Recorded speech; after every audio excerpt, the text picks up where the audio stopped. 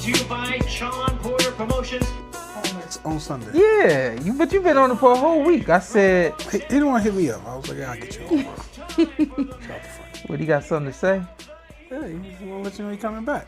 What's up, y'all? Welcome to the PorterWay Podcast. I'm going to bring y'all up on my YouTube so I can see what y'all got going on up in there. I'm going to try to get to these comments as much as possible.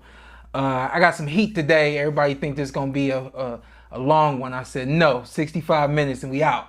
I'm holding to that. And that's including us being late. So y'all got a 40-minute show y'all looking at right now. Coach Wade. Yes, sir. Mr. Wade. Yes, sir. Coach Wade's on time. Yeah, Anthony's I'm always going to be on time. I be doing stuff. Hey, I'm just saying. People quick to go to the guest like he threw us off. No, I'm here. I'm wasn't here. him. I'm always. I just want people to know that. But he was professional. He was on time. But it usually is the guest, though. But he wasn't. That's what I'm saying. Not this time. Yeah. How you feeling, Coach Wade? Man, I'm happy. We got a win this past weekend. Saw some really good fights. You thin? You losing weight? Listen, it moving. It wasn't the intention. I'm always busy. As a matter of fact, I've been gone 5 of the last 6 months from January till now. So to get home for a minute is exciting. Not planning to rest. I did hit the weight room for the first time today in a while because I have been busy. Yeah. But yeah, I feel good. Yeah. How them boys doing? Growing. My crazy. 20-year-old still act like he's 15. 20 years old. Yes. And my 13-year-old act like he's 25. So it's definitely a compliment. All right. Okay, I like it. Ant, what's up with you? Man, no, I can't complain, man. My 3-year-old act like he's 15. My 8-month-old act like he's 10. Lovely. Let's get to our guests. We got Look how he doing. So disrespectful. We got Kid Austin, ranked number 2 sir. with the WBA. Big knockout over this past weekend, joining the PorterWay Podcast for like the 3rd or 4th or 5th, 100th time now, man. First of all, we want to say thank you and congratulations on the fight this weekend. Thank you, brother. I'm glad to be here. Listen, I'm going to get it going. You going? I got something for him. Go. How Sean gonna go train with Shakur like that? That was fucked up. What? What the hell? That's how you gonna start it off? That's how I'm starting off. Hey, no. How Sean gonna go train with Shakur he don't like get away that? with that. He don't get away. Kid Austin, let him know. Regardless of if he wouldn't train with him, you went and did a camp, a full camp with this guy. So you got some other experience. Way before people really saw how hot you were in the ring with Sean Porter in camp, getting ready for the Terrence Crawford fight. I was there. I saw it. So you got more experience. Don't listen to this guy. I'm glad I got backup here. Did you hear what Ant said? I didn't hear nothing he said. All right, yeah, go ahead, Ant. Go ahead. You want to do it? Do it. How Sean gonna go train with Shakur like that? Oh, nah. When I seen that, I was kind of like, because it's boxing. So when I seen that, I was like, it is what it is. I don't think I didn't think too much of it, to be honest. Like, I was just like, it's boxing, people could train who they want to train with. I feel like if Shakur needed to bring in Sean. Oh, hell no. Nah. He said, That's what I want to hear. Dad, where you at? Where you at, Dad? Oh, hell no. That's my guy. I'm telling. Look, let me hear it. My man, my guy. This is his opinion, not mine. No, it's your opinion too, brother. You just not old enough yet. Sean, you got kids. If your son was having a fight and your son could die in that ring, and somebody you considered a friend in boxing gonna go help the enemy that's potentially trying to kill my son, and this is my friend helping him. So that was my view on it. I know you didn't mean it that way, but me being from Brooklyn, we got a different culture when it comes to friendship. And you could still spar with Shakur after they had their fight. If you wanted to work because of your relationship. That's the only reason I seen it that way. It was just like, damn, Sean could at least call me before he said, would you be offended from this? I'm thinking about going in here with him. Ain't calling you. Y'all having a fight. Y'all done got him started. Ain't calling you. It ain't started. It's just as a man. Ain't calling you. He wouldn't want. Come on, it just looked like, I ain't calling you. Kill my son in the ring, and you going and helping him? Hold up, man. Let me say this. Dying is not the first thing we think about in the ring. It ain't the second thing we think about the ring. It ain't even the third thing we think about in the ring. We don't think about dying in the ring. We understand that's the ramifications that come with boxing, but we don't think about that. That's just, disclaimer. So don't come in here talking about he trying to kill my son. And let's keep it real. Shakur ain't really trying to kill nobody. Shakur trying to outpoint you. The guy's really training and a person could die and they'll get brain damage. So either way is taking something out of the body. So and the sexy friend going to help the guy get ready to do this to my son. You didn't mean it like that, but that's why I took it that way. Like, yo, that's why he. I have a question. The sexy thing about it, for me is just was there supporting because he looked up to you since he was a kid. I get it, but hold up though. And we're gonna let this go. But the sexy thing about it is Shakur's been asking me to spar with him since like 2018. And I was in camp, I'm getting ready to do my thing, and he walked into the gym, asked me when we gonna work. I'm like, dog, I'm like 3 or 4 weeks away from a fight. I ain't trying to spar with you. That's 2018. He saw that I was sparring with somebody and said, oh, here's my chance to spar with Sean Porter. It just happened to be a coincidence that he signed to fight y'all. I ain't going there with the mindset to be Schofield, and he didn't bring me in with the mindset, I'm getting ready for Schofield. This is great work. The dude loves the sport, and he wanted to be in the ring with me. Who they say Sean fight like? So he's getting ready. Shakur knew what he was doing. Shakur knew what he was doing. Why would he get experience from the guy that's the most similar? Hey, wait a minute. There might be some truth to that. But here's the question I got, though. Were you there to actually help him, or were you just doing a one spar day? Because sometimes I know you do a spar with one person. I sparred 5 rounds with Shakur. After the 4th round, I was done. And he said, come on, champ, one more. And I said, all right. And then the coach that was in my corner was like, hey, man, don't let him talk you into another round. You only did one day? Just one. Just one day? Oh, okay. It's not the same. Like breaking up. It's staticky. Y'all coming back in? I'm going to join on the phone. It's hard to hear y'all. Okay. Come on back in. Look at this. We had to get out the room. Hey, my mom told me to face stuff head on. Fast way through a storm. Your mama ain't here. Hey, shut up. Hey, my mom told me to face stuff. But real talk, Sean, what you're doing is you're the next generation. You're a previous generation for these guys. You're big bro. Yeah. I think if anybody asks you to come spar, Sean, you've been in there with boots.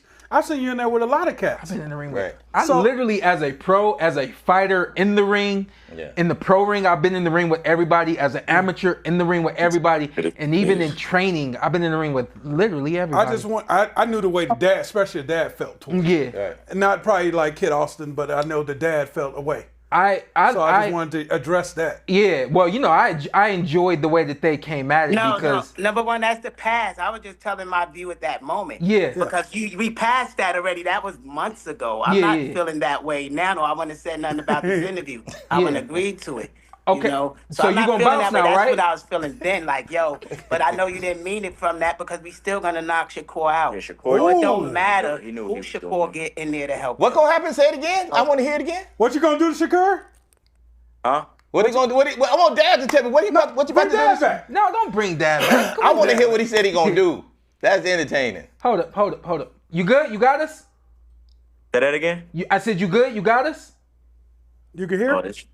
Nah, it's breaking up bad. Bad. Yeah, it's like breaking up bad. Why don't y'all go in the house? Y'all trying to create this scenery and this ambiance. Go in the house.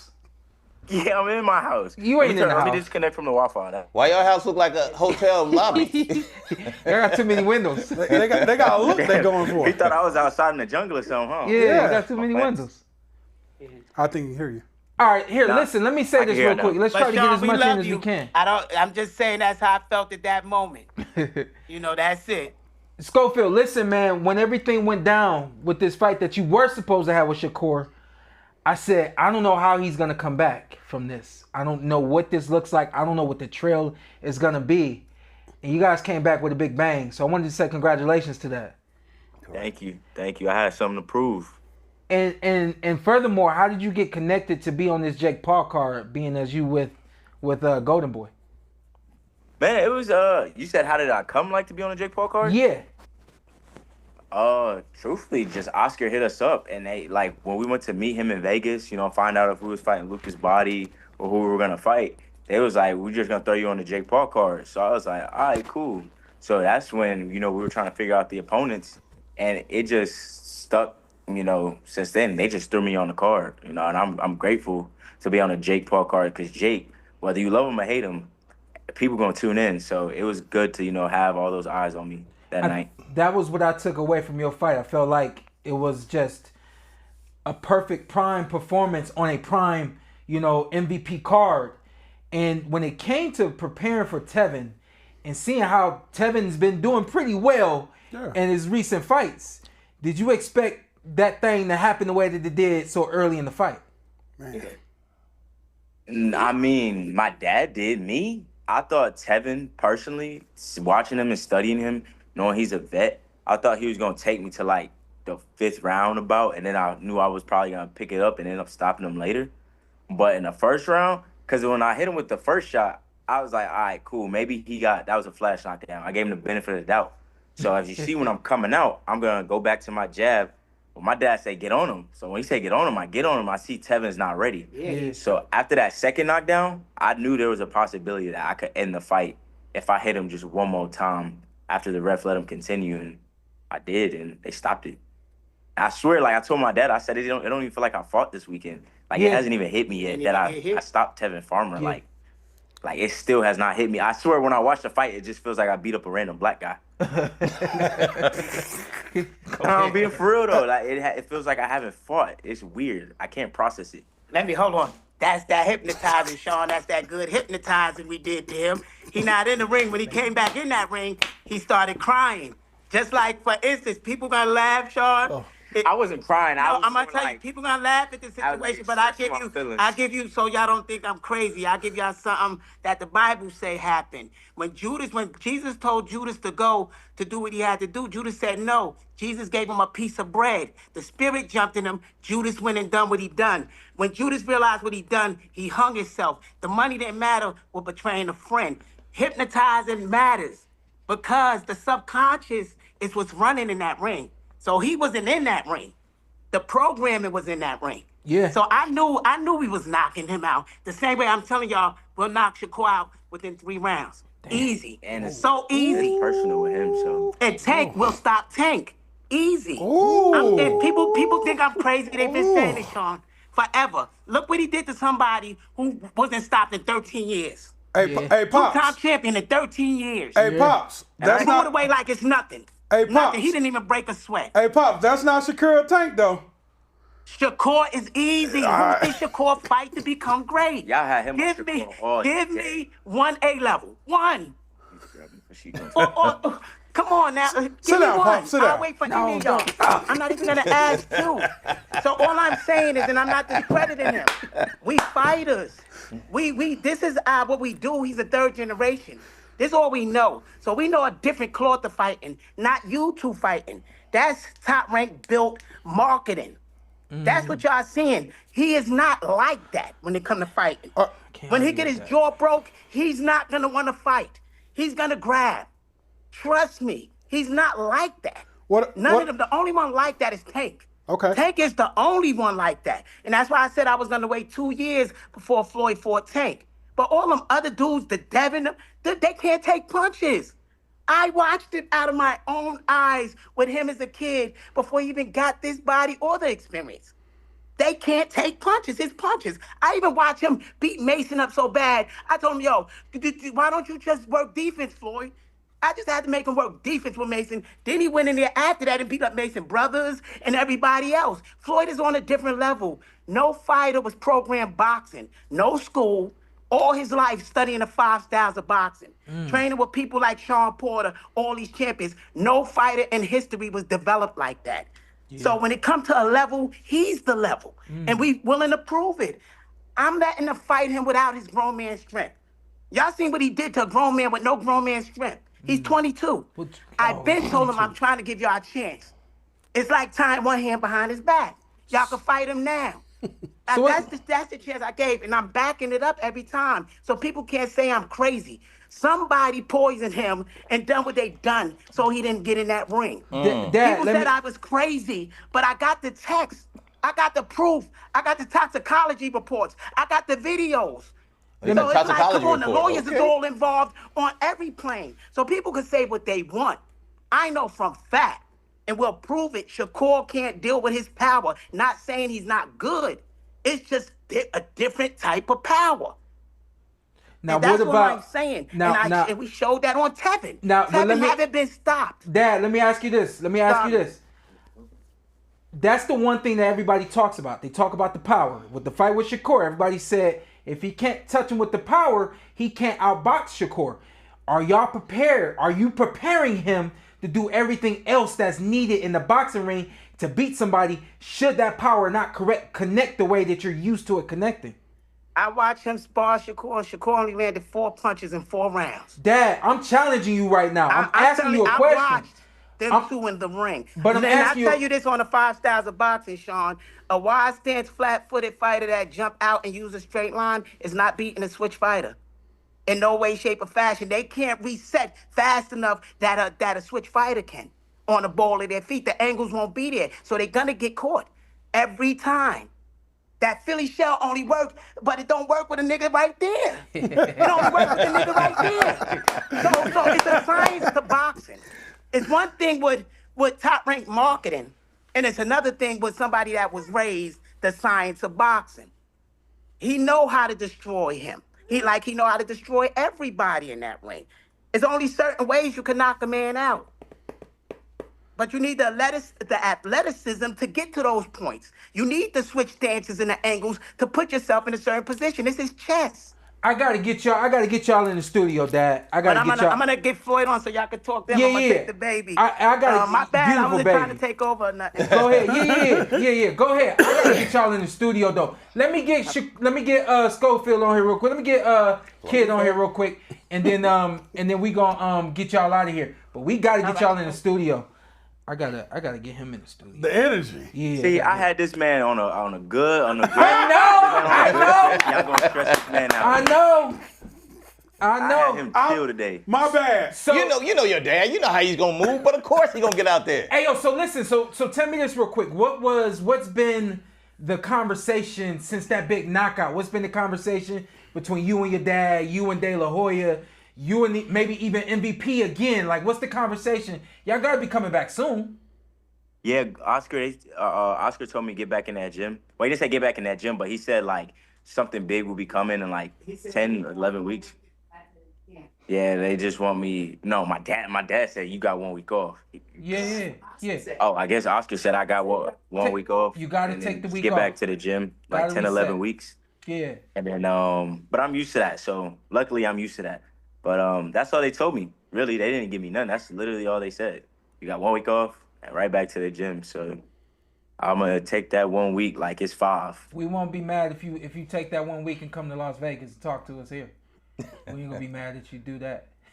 I mean, I'll be best because y'all internet suck. Yeah. That's you. Let them know. Let them know. I got family in Vegas, so it would be good to see them too. So that would be good. That would be good live. Did you couple more? You got anything? Bro, you know, everybody was on your back and the world was on your back after that last incident with the Shakur fight. How did it feel after you got that knockout?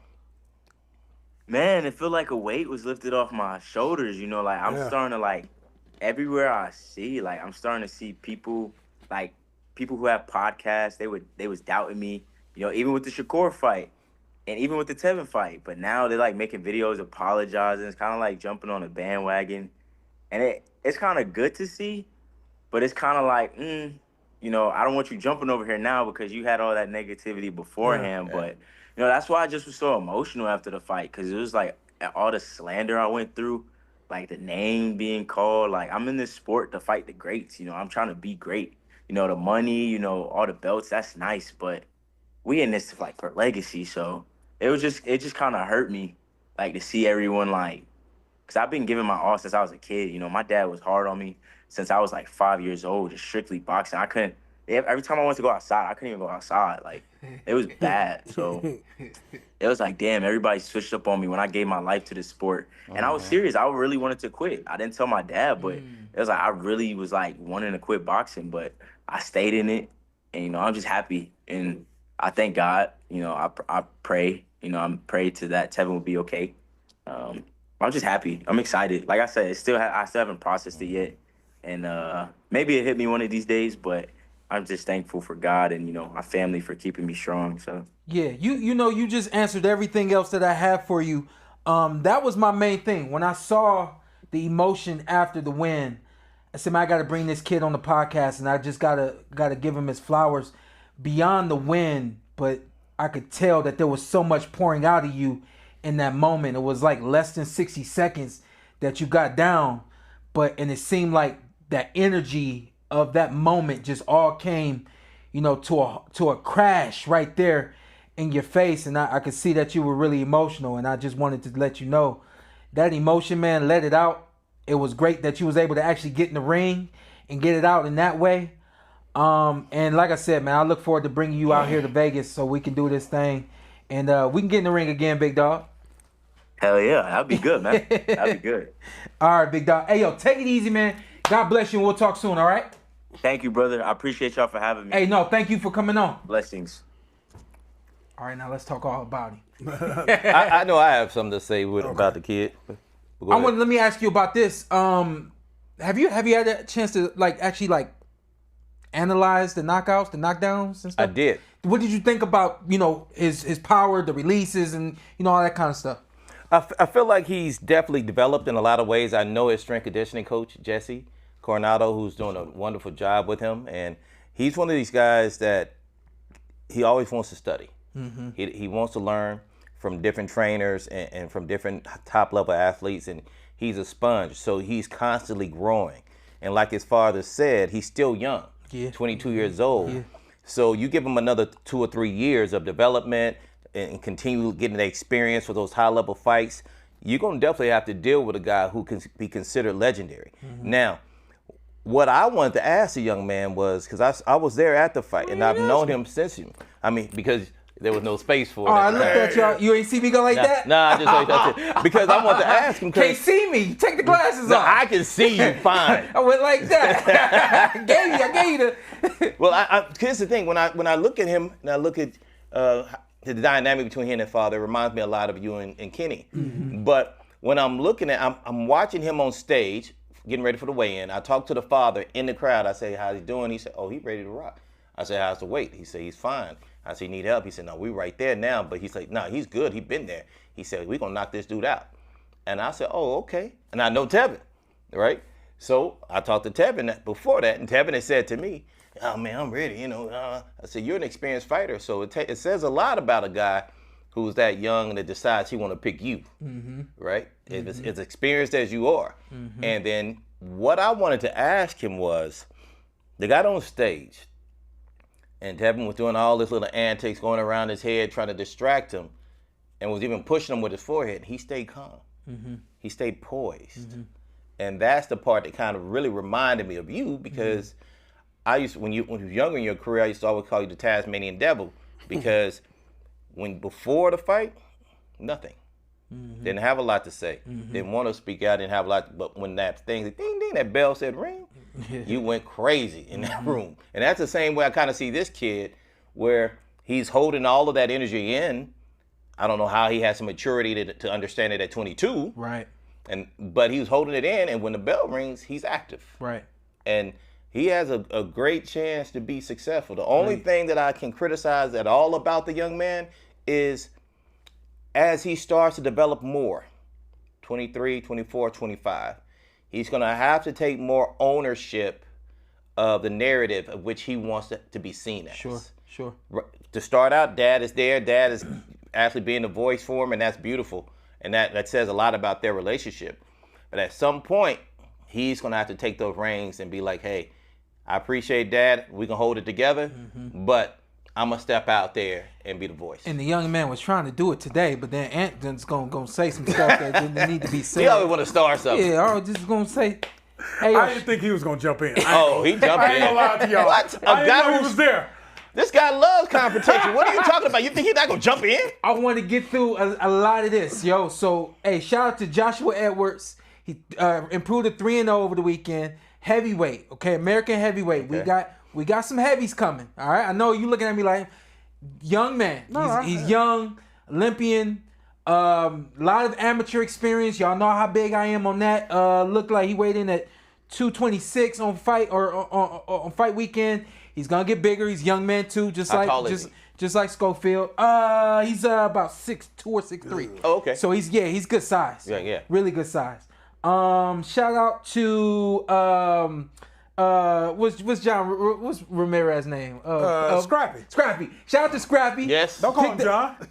right. He was on that card too. Yeah. I'm surprised his name ain't on here as Scrappy, and I'm surprised he let that put ride John. on Box Rec. Oh, come on, Scrappy. Yeah. Shout out to John Scrappy. Shout out to my boy Scrappy. We gotta get him back on here soon. He picked up another win. I think he opened it up, didn't he? He did. Yeah. Holly Holm, she had her first win Yeah, in man. 5 Yeah, years. I didn't know what to expect. I thought that young girl finna put in some work. Yeah. And she just used her experience and. I mean, listen, when we talk about a veteran fighter using experience she used to win her a fight, experience, that like fight. that, if you ever want to know what we mean when we say that, look at that fight right there. That's a prime example of it right prime there. example of it.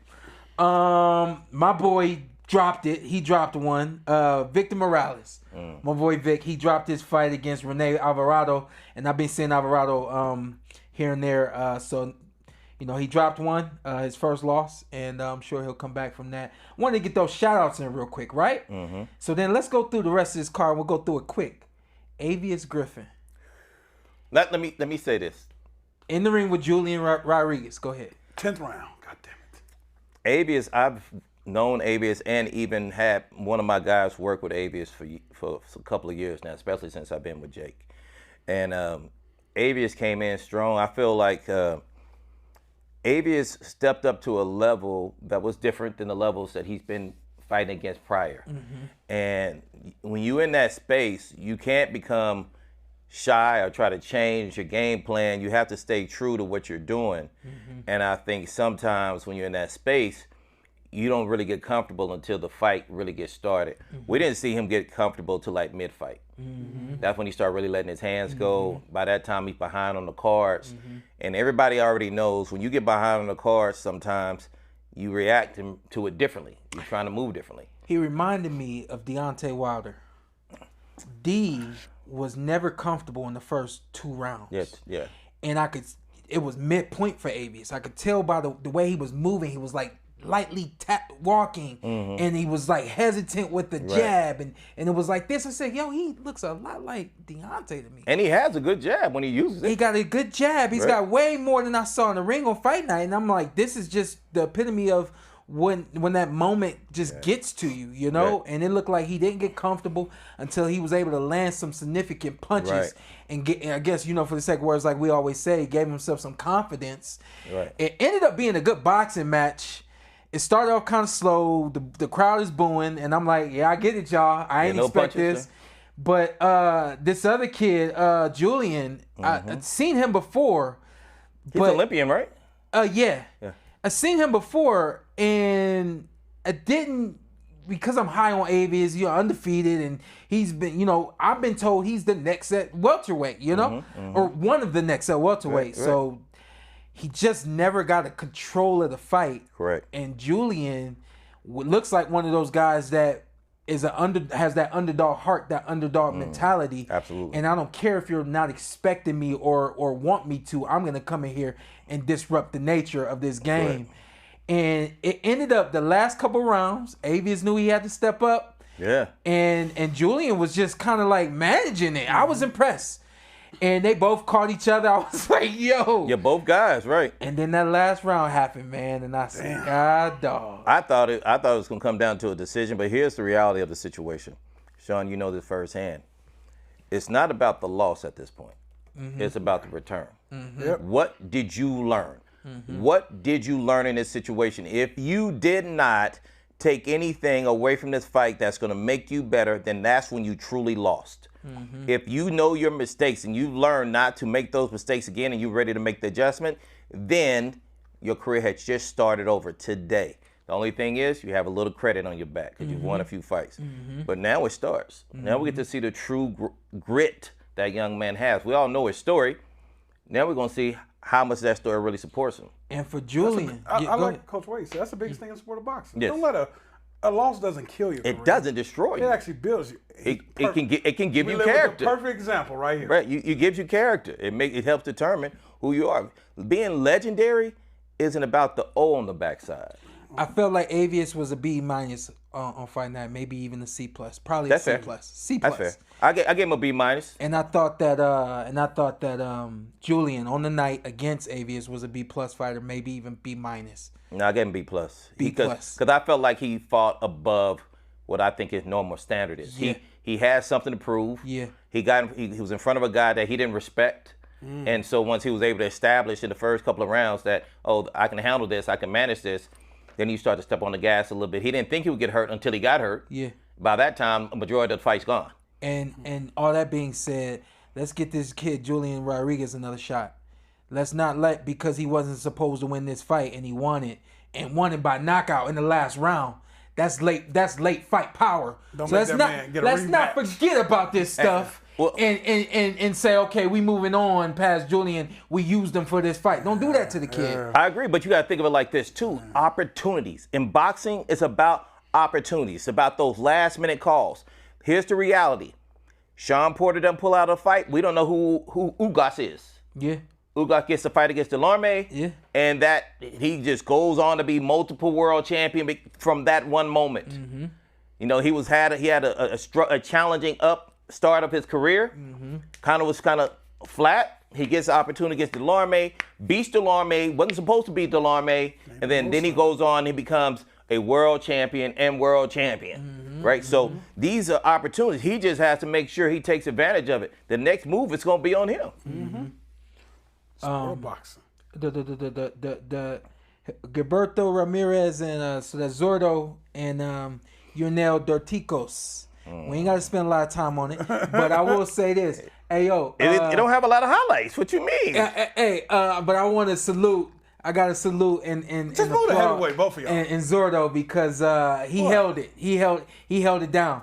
I thought that Yuniel was going to bring some power and some class that Zurdo wasn't ready for, and Zurdo, showed me that he can box, he can think, he can adapt.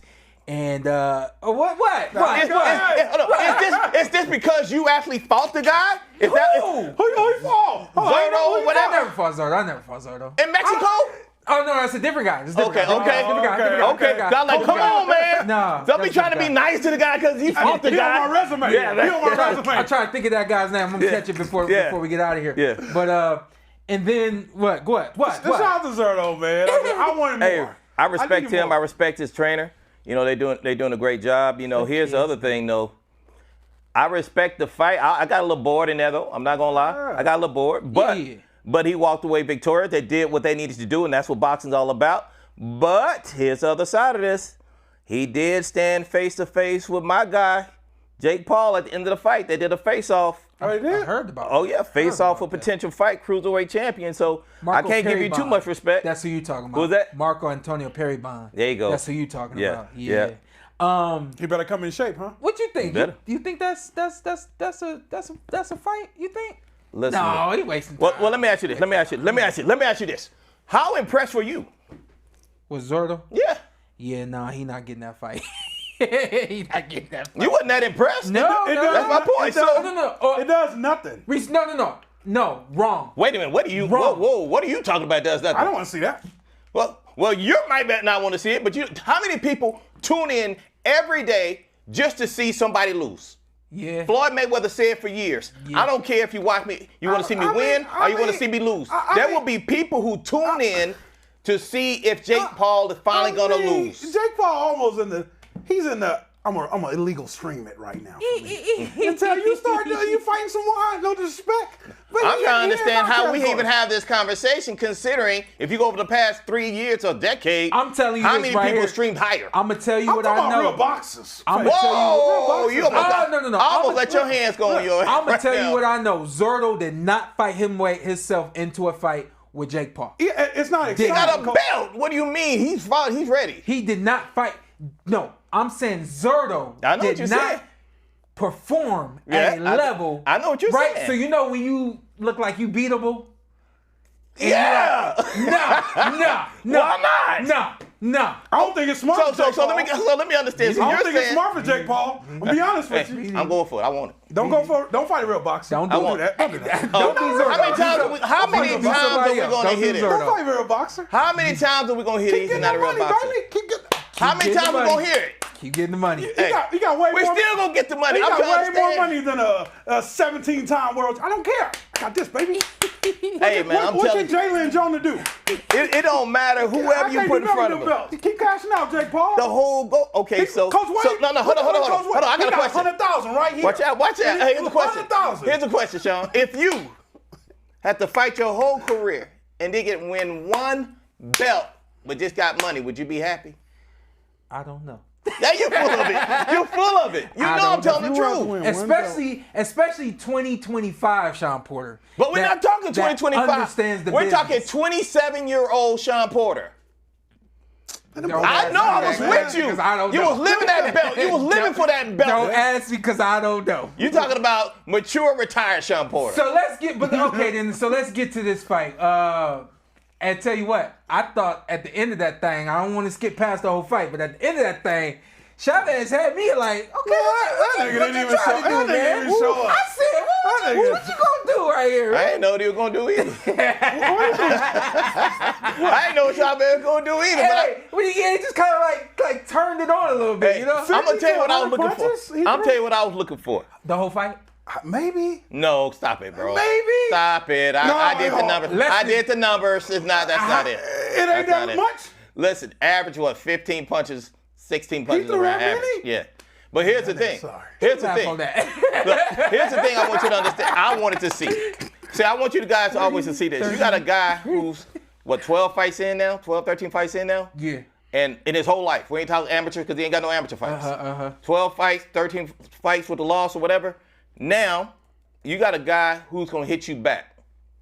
I want to see, once he got hit with a counter, I got hit with some punches in exchange, even though I've seen it in sparring, y'all know sparring is different than fights. Yeah. I want to see, was he going to turn and let his hands go?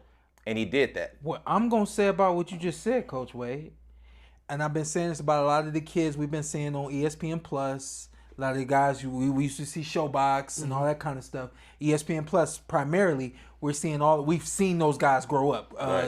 Shushu, Right. and now we're seeing Mason and all those guys. We've literally seen them grow up. Right. We've seen the growing pains. For some of them, we haven't seen very many. We've seen a little bit from Shushu, so on and so forth. We've seen Jake Paul, and we can actually use this fight right here to say we really saw some maturity and some growth in his fight. He ate some shots. He did. And really navigated the ring after getting hit. Yeah, and came back. And that's what I want to see. We're doing right now what people don't really want to do with Jake Paul, but it has to be done because he got in the boxing ring and he performed in the boxing ring. Could have performed against a YouTuber, or it could have been somebody else. Right. It happened to be Chavez Jr. And he looked pretty good against Chavez Jr. Right. My only knock, I wanted him to knock out Chavez Jr. Has he ever been knocked out? No. Be the first. Have you ever been put down for any real reason? Hey, everybody the 13 first. years. Hey, don't make that excuse. I don't Don't make, cause I ain't think Terrence could do Hold that to him. on. Hold on. I'll give you an example. Some people, Granado's being one, you can hit them in the head all you want.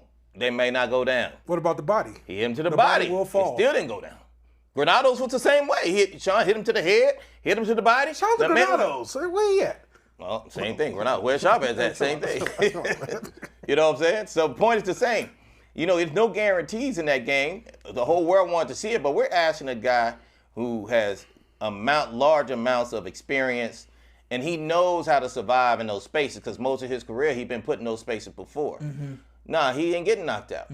But let it be someone who is not of that heritage, meaning coming from his father's heritage, DNA. He may not. You ain't my son after that fight. Hey, wait. You not coming to Thanksgiving. What the fuck out of here? Fuck out of here. What are you doing, bro? You already been embarrassing me for 3. When you look over and you see your day, like, Yeah. come on, man. Come on, man. Why, It's not even that fight. I Wade. said, why he still going to the fights? He should just be at home. Watch him from at home. Listen, man. He ain't make him proud at the end, though? You got to line. You got to He line made me up. proud at the end. He make you proud at the No, end? you got to line up with me after that. Listen, at the end of the day, I look at it from both hold sides. up. That's how you gonna be. My dad was like that on the football field. No. If I have a rule. that's how you was. That's how you gonna be on the football field. Now I got a rule. We gonna talk about it once we get in the car. It's dead. I'm now your dad. Okay, but what about on the field though? Because my dad gave it to me on the field. I might get kicked out. Sean, what did you doing? I'm gonna be wild. Yeah, you gonna give it to him. You have to if maybe you care. Coach Wade know how to If you care, you got control to. it. I don't know how to control it, Coach Wade. I'm horrible. Oh, I'm bad. I'm already know I'm bad. I'm bad at your fights. You saw me? Y'all know how many times y'all be trying to fight at his fights? Wade, I love you, but I gotta challenge you, big dog. Okay, let's do it. I gotta challenge you. The thing that everybody talks about when it comes to Jake Paul now, they're not talking about the right hand anymore. They're talking about his conditioning. Right. What's up with that? He's doing good. Here's the thing you got to understand. You're dealing with a guy, once again, he don't have a lot of rounds under his belt. Yeah. Not at all. So you're dealing with a guy who's actually learning on the job how to maintain himself, actually manage his output, and be able to control that all the way through. And so if you go back and look at most of his fights was ended in the first round, second round. He's only had one 10-round fight, and that was with Nate Diaz, and he performed great at that first 10-round fight. Mike Tyson was a little different, didn't have as many rounds, but he actually tore his ligaments in his right ankle, both sides. So we didn't train for a month. We did 2 spars for 5 weeks, I think it was, something like that. So we went in there with the understanding that all we got is bike and pool at this point. But now, for this particular fight here, we did the best we could based on some of the things we had in front of us. There's no excuses being made. You know, we definitely would have liked a little different of a result at the end. But as he goes forward, he's going to get better, and we expect for that to happen in the next fight. What's the goal, world champion? Well, I don't know if that next fight's going to be world champion. Yeah, we down the road. We don't get to make that decision, but I think within a couple of fights, why not? I feel like another a first 12-round fight, if it's up to me, a first 12-round fight, get an opportunity there, and then maybe after that. You okay when he clamming that road if he takes a loss? We learn from that loss and keep going? No, there's more the loss is over. So that one loss was all we can afford? We're not getting in that loss. That's all we can afford? I've been with him with 6 fights now, 2.5 years. You've seen the growth. You say he won't ever lose? He's gonna put himself in position so that he's in a position to win, and then coaching, training, everything else. You gotta give him a chance to develop. I'm not mad at that. I'm not mad at that. What is it? Because the thing is, what made me sign up from the very beginning, because in 2023 I had 6 world champions in 2023 alone, which made me have 14 total. I ended up walking away from that, having 10 guys in the top 10 in the world, 5 of them becoming champions at that moment, because one was unified, to be able to get on this journey and help this young man get to it. I didn't get on this journey for the money. I was making money. I got in this journey for the opportunity to get him to a world championship. If it wasn't about becoming a world champion, I could have stayed home. I spend 80% of my time on the road in say Puerto Rico. I'm not at home with my family, wife and kids. I spent 80% of my time on the road. If it wasn't about accomplishing and becoming a world champion, helping a young man become a world champion, and it was just about the money, money's not enough for me. Wait, was that established at the beginning? Absolutely. Absolutely. That's what made me sign up. No world champion, just a failure? If he never makes it a world champion, this career is a failure? No, because I don't feel like it's anything other. I can't accept anything other than becoming a world champion. See, I feel like people make excuses, right? And in some places, they feel the opportunity to create that space for failure. My back's against the wall. I don't have no choice, baby. Yeah. Everybody else got options. I don't have that. See, the thing about my profession, the thing about what I do, if I fall short one time, it's over. If this result had been different and Jake lost, my head is cut off. I don't have that option to go short and not get there. So I put everything on the line. I gamble everything on the line for the opportunity to show the world it can be done with this young man. Same passion you have, somebody has 20 times more on the other side. Yeah, but they ain't been where I've been and they ain't done what I've done. That's what everybody says. They ain't what I said. It's the facts. I know. I'm just saying. So because his background is not the same as I have nothing. Right. I have nothing. Jake Paul has this. I have nothing. Well, that's not necessarily true. Here's the difference. They can have nothing. They can have drive. But having nothing and drive without direction, without teaching, means nothing. If your father didn't have the knowledge he had in the boxing game, it don't matter how talented you are. Eventually, that train's gonna derail. So it doesn't. What matters is you got a young man who's saying, "I want to be a world champion." He has athletic ability. He's willing to put the work behind it to sacrifice for it. Now you got people around you who have experience. Let's get to where we need to be. It's hard for me to say that I think he can do it when they've been doing it for 5 years old. Mm-hmm. You can't just come in this plumbing game. I've been doing 15 years, making what I'm making now, and think about to do what I'm doing. Oh, it's interesting. Let me talk about Rolando Romero. What's he, 3 division championship? 3 division champion? Yeah. What, he had 30 amateur fights? 3 division champion. He's not Rolando Romero. Well, at some point he was 13-0. Yeah. 13-0. That's when they recruited me to come work with him. And he became a 2-time world champion while I was working with him, and they knew he would have that opportunity. And don't get me Nobody at 13-0 was thinking Rolly finna be a world champion. Yeah, nobody. They was trying to put him against Ryan. I 2 still can't- YouTube social media guys, and now this guy's not 1, not 2, but 3 division world champion. He's definitely getting inducted to the Hall of Fame. Could you have told me at 13 fights that this young man gonna be inducted to the Hall of Fame with 3 divisions? Could you have told me he was gonna win 3 different divisions? No. You would have told me he wasn't gonna win 1. I still think it's crazy that him and Sean got the same amount of world titles. I'm like, you're not even on a level with Sean. But the point being the same though. This is why I say people think they know it, but they don't know it. Because in order to know it, you got to live it and understand not only the athletic side of it, but you got to know the business side of it. If Can you y'all don't know be that, Canelo? huh? Can y'all be Canelo? Yes. Ooh. But that's not who I want. Who you want? Sean Porter, who you think I want? Oh, I thought you called Sean Porter. I don't want Sean Porter. I don't want Sean Porter. Oh, You're not fighting, are you? I'm about this like Hulk Hogan when he turns on the. I don't want Sean Porter. Oh, Who you think I want, Sean Porter? We got 14 minutes to get Well, let me say who I want I then. mean, Let me say who I want. Badu Jack. Oh. That's your guy, right? Yeah, he was. Oh. Oh, it's something happened. No, nothing happened. I love Badu. But he got. He say he trying to get Badu snuffed. He not trying to get Badu. Badu, look, Badu and I were together 7 years. He nice. What? No, we've been together 7 Okay, years. yeah. I got number love and respect for Badu, but he got that belt, baby. Okay, I'm up for that. He I'm got up the- for that. he Make got- that happen. he I'm got up the- for that. he got I'm the hyped. I'm hyped WBC again. belt. Fuck the Zurdo fight. I'm hyped Look, again. Badu Jack. I want the Badu Jack fight. Sweden versus American. Listen, why not? I want the Badu Jack fight. He's a cruiserweight world champion, WBC. Badu wants to fight. He wants to fight. That's who I want. You know Badu people.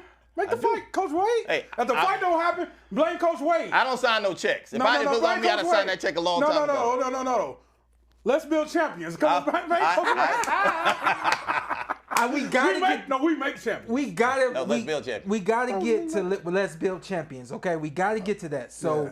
shout out to Deontay Wilder. A lot of people was texting me on Friday night. I ain't know Deontay fighting and all this other kind of stuff. Black Prime, right? Yeah. On BLK. Black Prime, got him a win on Black Prime. 8-round knockout. You gotta what we do? Let's get busy. Like do it again. Call Coach Wade. No, get that check. Some guys are in that position where it's just I it's about I feel to like check. he's at a space in his life. Yeah. Belts are cool. Yeah. But let's go for the big bag and the big fights. Yeah. Get in there with an Anthony Joshua. Is he too big for Jake Paul? No. Okay, I wasn't sure if he was, No. weight wise. His name has come up though. Okay, yeah, maybe. I was wondering about that. Maybe that's something that. His name has come up. Yeah. I So wonder that, about that one. but Jake in his mind, he wants Anthony Joshua. So that's where his head is focused at. I gotta do this. You know what? I don't gotta do this because we're gonna get Brian Norman on, in this coming the very next show. So I'm not gonna talk about Brian Norman versus Devin Haney today. We was gonna do that. Not gonna do it. And do I touch on it? It's on you, Ant. On you. Nah, don't touch that. Okay, not touching on that. Wait, we on you, big dog. I'm here. Let's talk about this, Coach man. Wade, man. Yeah. Let's build champions, right? Come on, Wade. Talk to us about this a little bit. Wade, Coach Larry Wade. Let him know how long you've been in the sport of boxing. That's the one one. Because you see him and you don't know him. But this ain't just about boxing, though, right? No, it's not. It's not. Yeah. So shut up. So Yeah. let me. It's not just about boxing.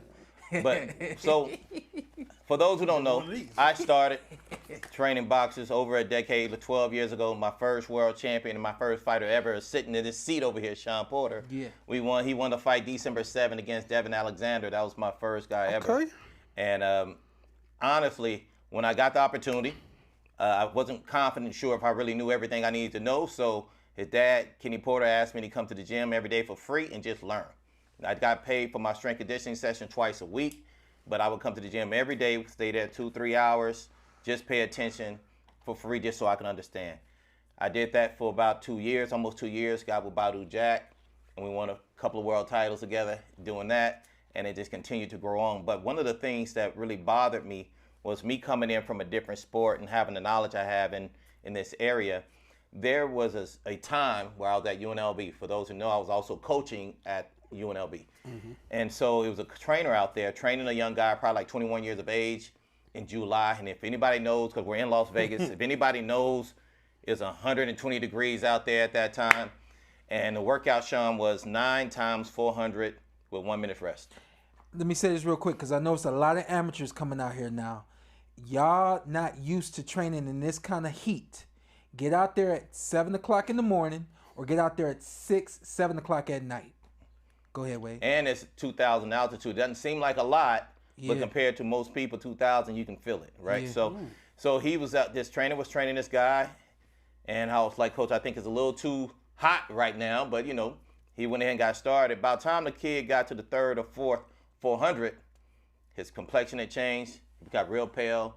You could tell he was dehydrated. I'm like, Coach, what's the plan? He was ants color, wasn't he? No, he wasn't ants color. Look. Okay, tanning. Yeah, so he was basically at the end of the day, by the 5th time, it's time for him to run the 5th 400. The kid was coming off the ground. I'm trying to figure out how I can intervene, and because the one thing not to get in the way in between a coach and their boxer. But I'm trying to figure out how I can intervene politely and respectfully. And so I'm asking him, what is it that you're working on, Coach? Trying to get some insight. What energy system you're working on? He didn't have any answers for me. And I was like, okay. So this kid takes off for the 5th one. And instead of him running in this lane all the way around, he's swerving from 1, 2, 3, all the way around. Instead of running it in 90 seconds, which the coach wanted, it probably took him closer to 3 minutes to finish it. I've been there before. Right. And he fell to the ground before he even got to the line. And I was asking the coach when he was coming in swerving, can I get his heart rate? I got his heart rate. And his heart rate was 224 beats per minute. Max capacity is supposed to be 220. So technically, he's at a space where he can have a heart attack and/or seizure of some sort, stroke. And so once I found that out, I had to tell the coach, listen, it's over with. And to tell the coach that he's finished training his own athlete it gets confrontational. And I was like, well, we're going to handle this one of two ways. Either you're going to have me walk you out, and me have to escort you out physically, or I'm going to call the police, and they're going to escort you out. It comes with a bit of a tussle, but I had the girls come out, pour water on him, cold water, drink. After 30 minutes of him trying to rest and the coach being gone, his heart rate was still 145 beats a minute. And that's when I had to really come to the conclusion that... Real quick, just to give people a clear indication, right? So when I would do 800, I would come back, my heart rate is about 168, 170, right? Are we close to camp? Finishing camp? Finishing camp. Oh, no, we way lower than that. Okay. But give people kind of a... All right, so a guy like a Sean Porter, if Sean Porter's doing that workout and we're toward the end of camp, he's between 124 to 118. I'm finishing at that? Yeah, that's what you're able to calm it down to. No. So yeah, when I hit the line and I'm done, but where's it spiked at? Like that's spiked about the high. You mean the high? Yeah, the high's like 164. Yeah. The high's like 164, 165. That's twice around. He went one time around and he's over 200. He's 224. And then after 30 minutes, right? So 30 minutes. After 30 seconds, I can get back down to after 30 seconds, I'm at 130, 140, right? Right, 140, yeah.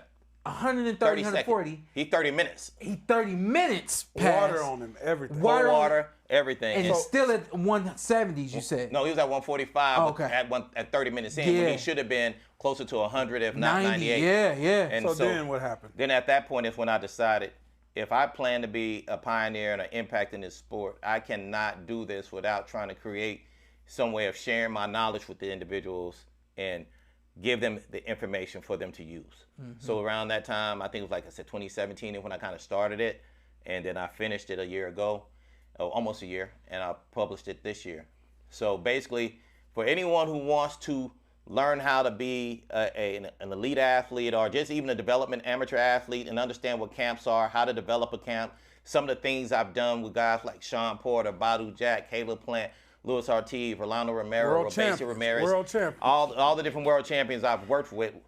This is your opportunity to have it and me not hold back and give you everything we do, anything from weight cuts to nutrition to type of workouts in pre-camp, during camp, post camps.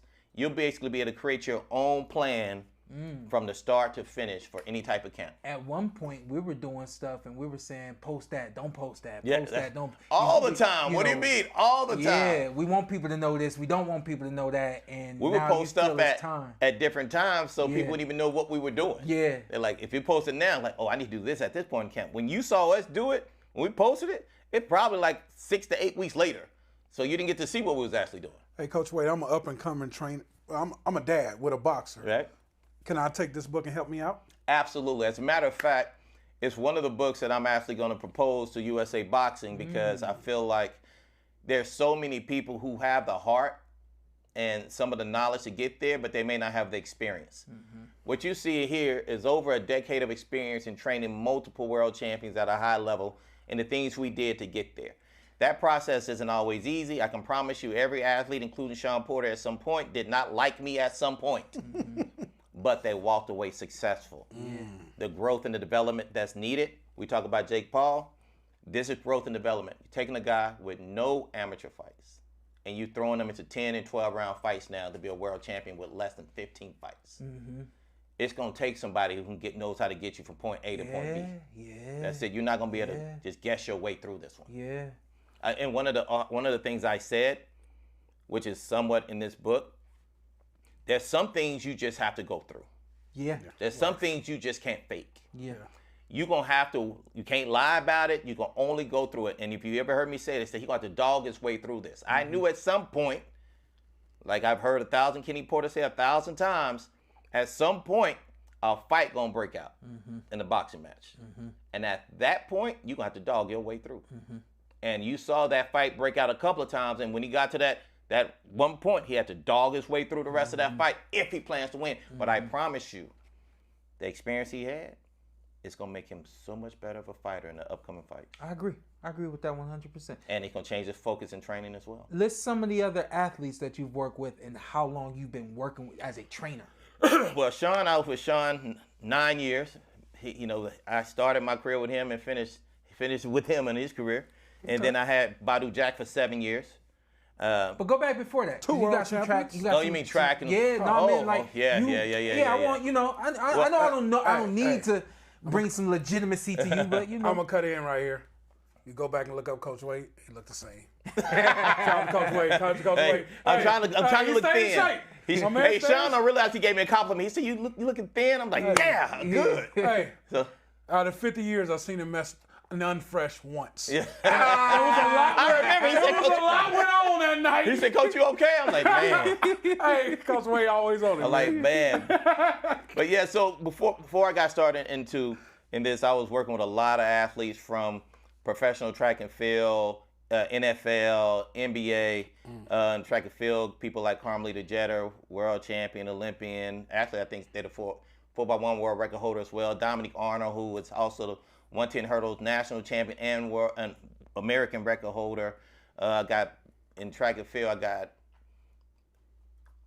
8 Olympians, 5 medals at the world championship level, from world champion to silvers and to bronze medals.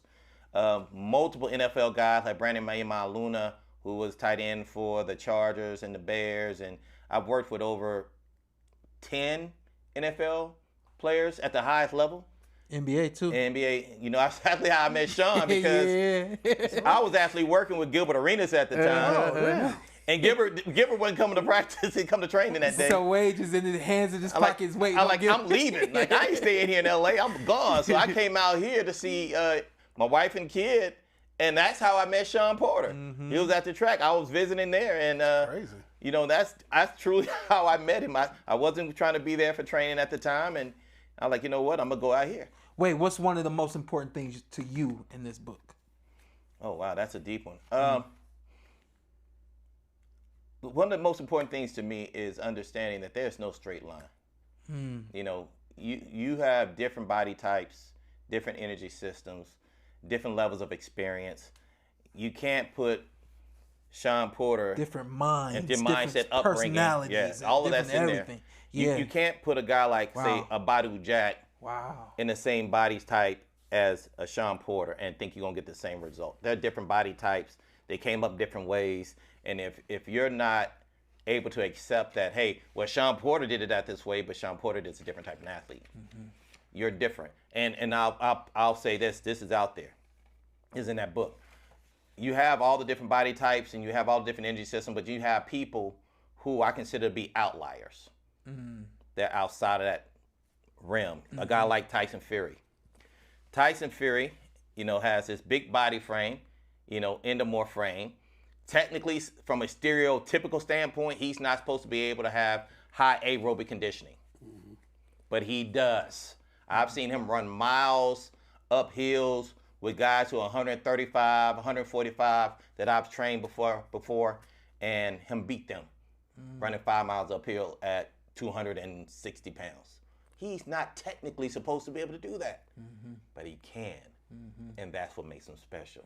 Everybody that becomes a world champion at some point, there's something about them that makes them special and makes them outliers in some degree, and you'll learn that as you go. So don't think that there's one way to get there. Just understand that the way you do it may not be the way somebody else did it. Wait, I was having a conversation. They had the USA Junior Olympics out here last weekend. I was just in the stands talking with some of the coaches, the dads, some of the boxers and stuff like that. And there was a conversation that was being had about how coaches aren't good coaches based on this and that. And I said, whoa, wait a minute. I said, and I want your take on this. I said the best boxers are the chameleons. They're the guys who can do a lot of different things in the ring and do them exceptionally well. I said, so wouldn't that mean the best coaches are chameleons? They have the ability to coach a lot of different fighters, a lot of different ways based on who that fighter is. I said, coach, and I said, coach, if you're trying to be a good coach and you're trying to get your fighter to listen to you, you got to pay attention to your fighter. You can't coach him the way you coached everybody else, because you got to coach specific to who he is. Talk about being a chameleon. Ooh, I got the perfect example for that. I'm not even going to call it chameleon. I'm going to tell you this. I'm going to give you 3 fighters. Sean Porter. Stop talking about me. Badu Jack and Caleb Plant. Oh, that's right? For him, though, yeah.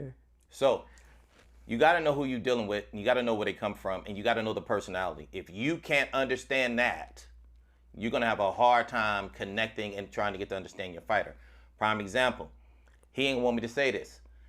The way you get Sean Porter to respond, honestly, he needs someone to be aggressive and to actually, jam him up. If I try to be nice and try to rationalize it with him, like, Sean, come on, man, let's do this workout, he's not going to do it. Hey, my dad told him he couldn't do it that way. Yeah. I tried to be nice. Yeah. I tried to be like, come on, Sean. He could have kept trying. Sean wasn't getting up. Sean was not moving. Hey, Coach, wait, no one knows their kid better than the dad. Yeah, so then when I realized that style wasn't going to work, I had to be aggressive and like, Sean, woo, woo. And then Sean would get up and get the work done, right? Badu Jack. That style does not work with Badu Jack. With Badu Jack, I had to talk to him and be like, Badu, I need X, Y, and Z. If I was to be like, come on, Badu, blah, blah, let me tell you what's going to happen. Badu's going to look at me, respectfully walk away. If I pursue him, he's going to knock me out because he doesn't respond to that. He's a man's man. Just talk to him.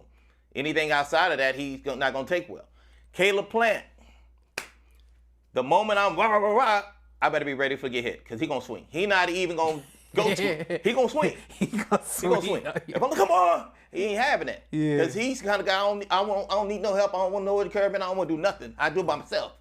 So the moment I try, it's coming. So you got to know how to approach all 3 because all 3 of them, I have to train a totally different way. And I'm talking about just in the approach. Forget the training, the approach. And if you can't get to learn the fighter that's in front of you, you have 0 chance of being the optimum coach for that individual. And remember this, some are raised in Ohio, some are raised in LA, some are raised in Texas, some are raised in New York. On top of if they were raised with their mother, not raised with their mother, raised with their father, not raised with their father. You have to take all these things in consideration if you truly want to be successful. There's some people don't want a father, and then there's some people who do. So you have to be able to understand who's in front of you, be the best version of yourself for that individual, and that's how you get there. Amen. A couple questions. Yeah, go ahead. Yeah, Coach Wade, ever since I've known you, you motivate people, speak life into people. 35 years, you've been an elite athlete, trainer. Yeah. What motivates you, Coach? You know what? It's changed. It changed.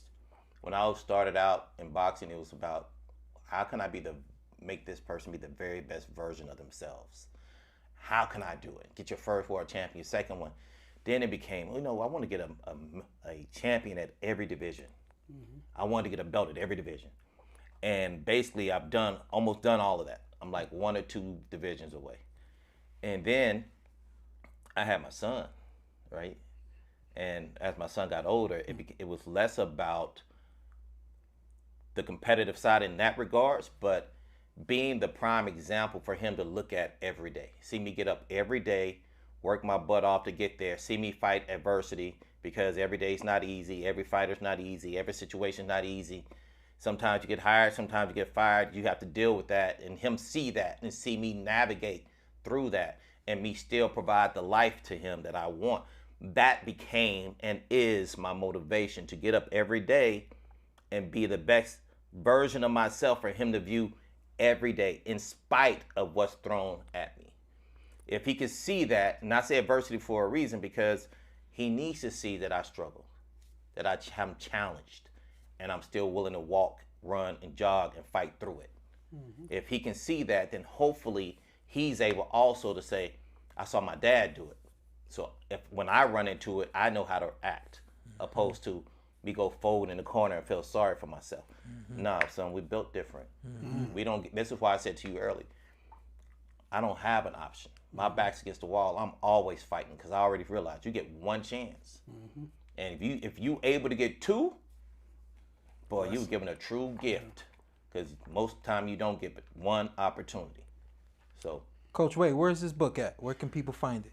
Hey, this book is at Barnes & Noble, which I'm proud of. It's at Barnes & Noble at this moment, and also Amazon. Yes, sir. You can go to any of my social media stuff, Coach Larry Wade, whether it's Instagram, Facebook, Twitter, and you can see on my link on Instagram, you can go into the bio and it'll tell you can buy it there, and it's definitely going to be worth it. Right now, sales have been doing absolutely amazing. The reviews are doing well. I'm excited for it, and I got another one on the way. Okay. We're going to stick with That's this what's one. up. That's what's up. Another question for you. Coach who's coaching junior Olympians, the young kids, 14, 15, he's asking, is strength and conditioning twice a week good enough? The answer, I'm going to give you a very general answer. I'm going to say yes. I'm going to say yes in a general form because everybody physically is at different places in their development. Maturity comes into place. If a guy's mature now and he's coming through puberty, he may develop a little faster. He may not have to. You deal with a guy who is more of a mesomorph frame, which is more muscular. He may gain muscle really, really fast. That's him. He knows it.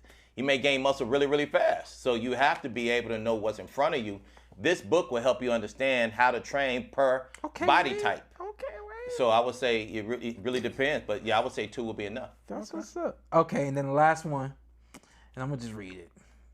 The Jake Paul versus Tyson and the Chavez fight, they look fixed to me. That's from somebody else, and from me. What's the question? The question, hey, they look fixed. That's a statement. What's the question? Okay, so don't ask it. Was the fight fixed? Yeah. Is that the question? Hell no. The fight. Hey, let me tell you this. The answer. I'm gonna answer first. Okay. The answer is hell no. Okay. And if the fight was fixed, why was the hell was I away from my family so long? I could have been at home and just came in the week of the fight. You know, I was gone for a long time. We did 2 camps to get ready for Mike. Remember, Mike got sick the first time. Yeah. So we had to go from 238 to 200 to fight Mike Perry with 5 weeks to go. Then we had to go back and get that weight back for the next fight. And we didn't get that fight until November. We started training for that fight in like May. So we put 6 to 8 months in just to get to that fight. So for me to be gone all that time for a fight that quote unquote people say are fixed, that's crazy. And all the trainers, we looked at it when we would see the videos, just like y'all saw. We saw the video, we like, Mike finna kill everybody. We thought Mike was finna kill everybody, like us included. Mike ain't do 1 round of sparring. So there's I was that. stressed that He Mike ain't was do going to 1 round of sparring. I'm like, why y'all fighting my daddy? You're not telling the truth. He ain't do 1 round of sparring. I don't believe it. I believe it. I know I it. don't believe it. Before we let you go, again, Let's Build Champions is at Barnes & Nobles. It's on the Amazon app. Go to Wade's social media. You can click on the link and get it right there. If you are a trainer, specifically if you're a trainer, more so if you are a dad that's coming into this thing, you ain't grow up doing it, you ain't grow up in it, and it's something that you're aspiring to do, this is the kind of book that you need. You'll get from 0 to 60. You'll get from 0 to 80, opposed to trying to do it your way, and you really going from 0 to 10, and you don't really realize it, you know? Right. So, Wade, good work. Thank you. As always. And everybody, we need help. We can ask questions. Absolutely. That's a book right there to guide you to the top. And Wade, I'm sorry. 8-time world champ? Who? You. How many world champions you got? 14. 14. Damn, Yeah. This is 14-time world champ. I like, wow. My bad. You missed it. What are you talking about? He's like, 8? How many years we known each other? I'm trying to figure it out, like we're trying to say. But don't be afraid to ask questions, man. You got it right there. And just so we're clear, I went to school, I got degrees, certifications, and all that's cool. But it was experience. Nothing like that gave me the opportunity to write the things that's in this book. So if you don't have the experience and you just want to learn, here's a head start on trying to acquire that. And then Wade, lastly, give us a little bit on Jake Paul's work ethic. I know it's still a lot of people that look at him. He's just a YouTuber who's trying to box. He's not this. He's not that. Yeah. Yes, sir. Give us real quick, a little bit on Jake Paul. He's probably one of the hardest workers I've ever worked with. At one point, it seemed like Sean Porter was the bar. That's what people were chasing, and then they started trying to beat you, and some got to that point. And at one point, Caleb was like, I want to be that guy. I want to be the top, hardest worker you got. And he went to that point. And so when I got to Jake, you can guarantee I have the highest expectation. And so while he's out there, the things that I'm presenting in front of him, he pushes it hard. But here's the difference between him and others. Athletically, he gives me everything I'm looking for when we're asking for it at that moment. But when he finishes, he still has to go home and work. He still have a lot of businesses that he's involved with, companies that he owns. So he don't just get to go home and rest. He still has to do all that stuff, have content meetings, a number of other things that he has to do. So he really don't get off where most boxers, when they go home, they go rest, they eat, lay up, and get ready for the next day. Yeah. He doesn't get that opportunity. Yeah. Appreciate you for coming in, Wade. Thank you guys for having me. Yeah, Appreciate it, man. Thanks for answering the call and coming on in. Absolutely. We got 100 subscribers. Okay. 100,000. I would say, Jesus Christ, nigga, what mine at then? Because if I give 100, I know I got 100. Y'all know I'm dyslexic. Come on now. We got 100,000 subscribers on our YouTube Clips channel. Yeah. We need to get the PorterWay Podcast main channel there too. So if you're not subscribed there, if you're not following there, go ahead, do that. And make sure we get that number up there too. Everybody that is subscribed, that's supporting the PorterWay Podcast, supporting Ant, supporting Wade, supporting me, man. We genuinely appreciate you guys, and we love you guys for loving us and sticking with us. Yeah, been rocking with us for almost 5 years now. And shout out to Carson. 100,000 is good. Yeah, Carson, Zytel, the OGs. I would remember all the directors, DDA, Hafey. Hafey, we wouldn't made this by Hafey. Yeah, that's his. That's your award. Now here comes the collection plate. We got our we got our YouTube membership. Don't go to Black Church. We got our YouTube membership. And again, I've said this before. If you have an Android, you can go on the YouTube app and actually go on there and find the membership right there and click on it and subscribe. And subscribe. It's only $9.99. If you have an iPhone, you can't do it that way. You got to actually get on the computer, get on the Mac, get on the PC, get on the laptop. Do it like that. Go to the YouTube on the internet. Scroll on down a little bit. The membership's right there. It's only $9.99 a month. And I told y'all when I did the post that I was gonna tell y'all what I got coming. This weekend I'm going to LA. Okay. I got something going on with Manny. I'm gonna do something with Manny. That ain't gonna be here. That's gonna be on the memberships. Okay. Sparring? It's not gonna be here. Do That's I need gonna to be go on the to LA? memberships. What you do? You free this weekend?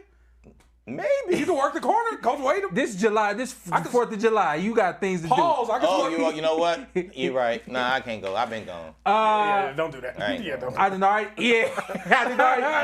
done already talked to Roy Jones Jr. We're going out. I'll be going out to Pensacola. We're gonna get some fishing in, and we gonna get some stuff in as well. Nigga, you supposed to go fishing with me like 10 years. It was nothing that was in. I got to do this. This is Sean finna go to the store and buy some fish. for the membership. Yeah, look at the fish I caught. For the membership. Yo, hey, I'm trying to pitch this to them. Let me pitch this to them. Damn it. All right. Showbiz the adult. We supposed to be getting in the ring. Big dog, where you at? He started answering the phone. I don't know what that's about. Got a lot of stuff coming to the memberships. Want you guys to just subscribe and keep showing the love, man. And we're gonna keep dishing it right back to y'all.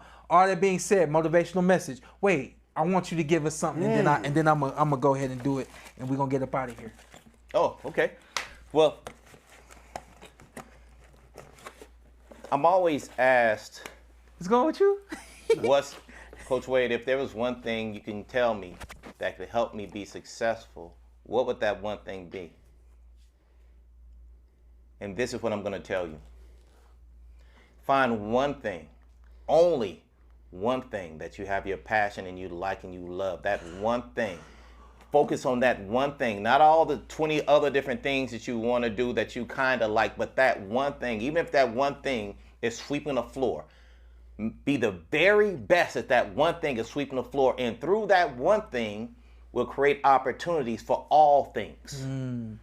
You see so many boxers, so many athletes, football, basketball, track, no matter what it is, they become really, really, really good at that one thing, whether it's running the ball, catching the ball, or running down that track. And through that one thing of being great, they get opportunities to do advertisement, doing commentary, doing marketing, branding, being ambassadors. But they were only good at that one thing. But that one thing created all things for them. So my focus is this. Don't worry about what everybody else is doing. Focus on that one thing so that one thing can make you great. And with that being said, like Wade said earlier, no options, okay? So when it comes to that one thing, something I like to call non-negotiables, okay? So when you got that one thing that you're dealing with and you focused on and you trying to find your way through it, there's going to be some obstacles for you to get over. There's going to be some dead ends. There might be a couple of turning points where you got to turn back and go the other way. If it's a non-negotiable, if it's something that gets in the way of what you're trying to do, you got to bust through it. You got to go past it. You got to ignore it. Like I like to tell the kids, keep your head down. Because when you keep your head down, you can't sit the BS. Keep your head down. Keep your mind on those non-negotiables. Keep your mind focused on that one thing. This is the PorterWay. Stay blessed. Ladies and gentlemen, from the Microsoft Theater here in downtown Los Angeles, brought to you by Sean Porter Promotions.